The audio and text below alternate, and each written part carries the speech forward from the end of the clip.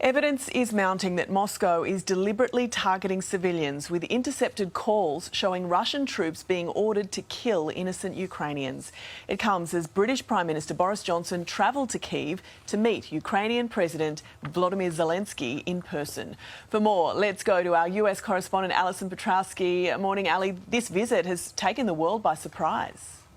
Yeah, it has, Jane. Good morning to you. It was obviously shrouded in secrecy so that Boris Johnson didn't become a target, but the two leaders in some remarkable scenes this morning, walking shoulder to shoulder through the streets of Kyiv, a show of not only solidarity but also of defiance. Boris Johnson taking the time to talk to some Ukrainian civilians on the street, telling one Ukrainian man, "You should be proud of Zelensky, what a tremendous job he's done as a leader." Following this meeting, Downing Street announced that the UK would send 120 armoured vehicles as well as anti-ship missile systems into Ukraine. Meantime, overnight, Jane, Germany's foreign intelligence say that they have actually intercepted calls between Russian troops ordering direct hits on Ukrainian civilians. The Ukrainian security service says they've also intercepted similar calls. In fact, they've released some to the press. Let's hear from one of them.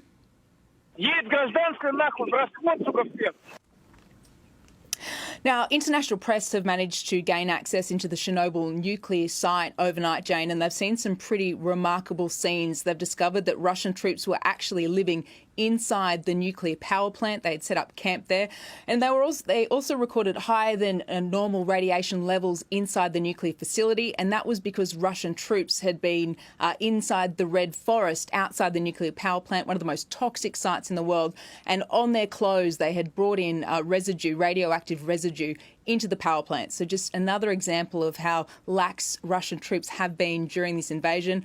We should also mention, Jane, that awful missile strike on the Kramatorsk train station yesterday, which left 50 dead, including children. Obviously, evacuations have halted out of there today, Jane, but we are hearing that some Ukrainian citizens are managing to evacuate through other train stations in that area of the country's east. Jane? Thank you, Ali.